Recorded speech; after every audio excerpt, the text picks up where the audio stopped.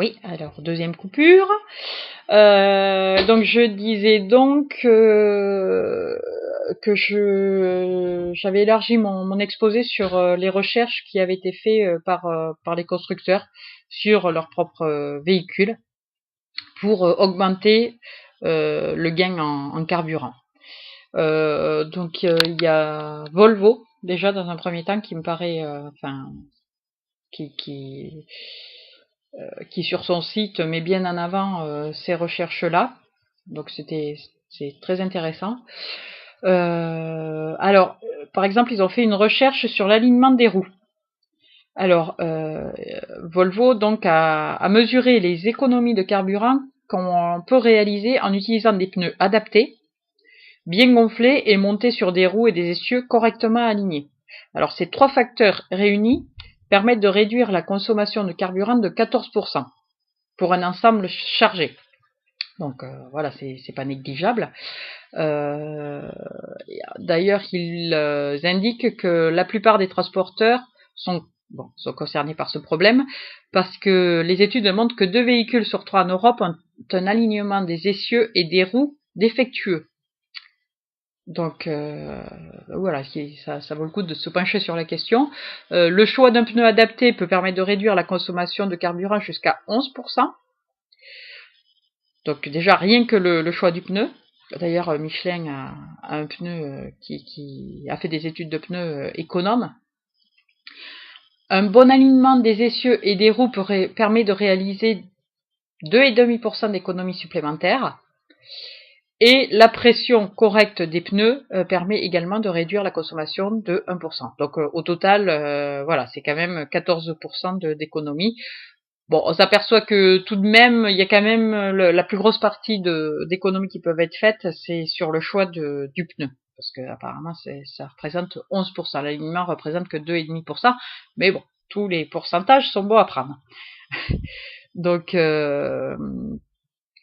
voilà, on peut donc optimiser sa consommation en se penchant sur la question des pneus et de l'alignement des roues. Donc toujours pareil, un impact sur l'écologie derrière. Hein. Vous pouvez voir, si vous coupez mon exposé, j'ai mis le lien pour aller sur le site Volvo par rapport à cette question d'alignement des pneus. Donc, moi je le trouve intéressant, donc vous pouvez aller voir.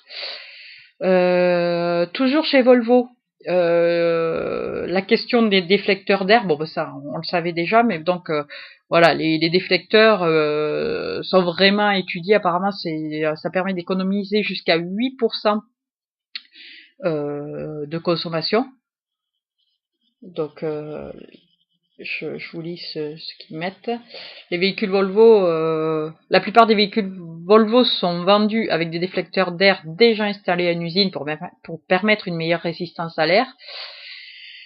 Le jeu de déflecteurs complet permet des économies supplémentaires. Excusez-moi, des économies supplémentaires, parfois jusqu'à 8% de carburant. Alors, il y a 3 différents types de déflecteurs. Le déflecteur de pavillon, les déflecteurs latéraux et les jupes latérales. Donc, des tests ont démontré que le déflecteur de pavillon et les déflecteurs latéraux peuvent, dans certains cas, permettre une économie de 8% de carburant. Si l'on ajoute les jupes latérales, l'économie peut avoisiner les 9%. Donc ça, c'est chez Volvo. Ensuite, bon, ce qui n'est pas forcément que le cas de Volvo, mais les boîtes de vitesse. Alors, sont vraiment étudiées pour que le passage des vitesses soit optimisé, de façon à ce que ce soit économique. Alors, chez Volvo, c'est la boîte de vitesse automatisée iShift. Elle associe la simplicité d'utilisation d'une boîte de vitesse automatique et l'efficacité d'une boîte de vitesse 12 rapports entièrement automatisée. Donc confort pour le conducteur et des économies d'énergie allant jusqu'à 7% pour le transporteur. Alors, en fait, cette boîte de vitesse, c'est exactement comment optimiser les performances de chacun des moteurs Volvo. Et donc, grâce à une connaissance approfondie des caractéristiques spécifiques au moteur.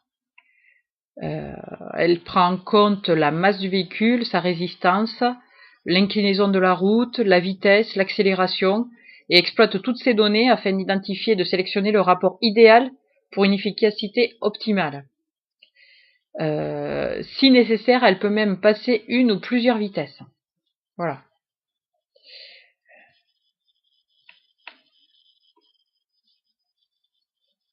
Donc, de vitesse. Oui. Et puis cette boîte de vitesse ne pèse que pèse 70 kg de moins que son équivalent manuel. Donc voilà, donc ce qui améliore encore la charge utile du véhicule. Donc bah c'est quand même des études très poussées qui vont quand même dans le sens de ça devient très scientifique tout ça, le passage de vitesse et ça va dans le sens du conducteur, du patron, de l'écologie, enfin bon voilà, tous les acteurs sont concernés. Enfin, donc voilà pour Volvo. Ensuite, j'étais allée voir chez DAF, pareil, voir les technologies qu'ils avançaient. Alors, il y a déjà le limiteur de vitesse. Je ne sais pas si vous savez, mais les véhicules poids lourds ont un limiteur de vitesse qui normalement est à 90 km/h, la vitesse maximale qui leur est autorisée sur autoroute. Ça peut être à 89 km/h, il peut être calé à 89 km/h. Mais là, en fait, DAF l'a défini à 85 km/h. Ce qui signifie qu'en fait, sur des longues distances, ça permet des économies de carburant de 2 à 3%. Voilà, pour 5 km/h de moins, sur de la longue distance, en fait, ça permet de faire des économies de carburant. Ensuite, DAF propose un arrêt du moteur au ralenti. Alors, après 5 minutes de ralenti, le moteur s'arrête. Donc, du coup, le carburant n'est pas gaspillé, les émissions sont réduites. Pendant, par exemple, que le camion est en attente sur la route. Et donc, la consommation de carburant serait réduite de 1,5 litre par heure. Voilà. C'est des, comment dire, des petites économies qui mises bout à bout, sont intéressantes.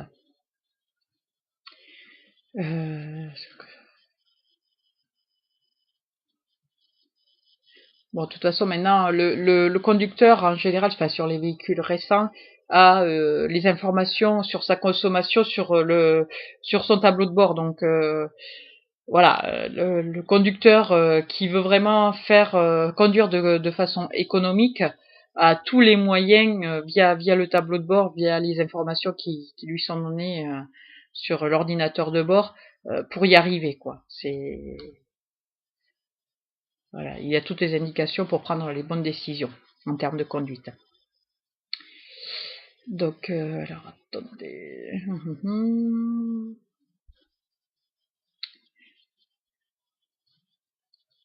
Hop. Donc pareil, DAF a aussi une boîte de vitesse qui optimise encore le passage des vitesses. Voilà, donc en gros, tous les constructeurs, voilà, j'ai pas, Renault n'a pas forcément un site qui met trop en avant ses recherches. Ils dévoilent pas trop ce qui est fait. Bon, mais de toute façon, c'est on va dire l'axe de recherche, un des axes de recherche principaux des constructeurs. Hein. De toute façon, les patrons routiers maintenant, tout ce qu'ils cherchent, c'est un véhicule qui leur permet d'économiser du gasoil au maximum. Voilà. Donc voilà ce que je pouvais dire sur les économies d'énergie sur les poids lourds.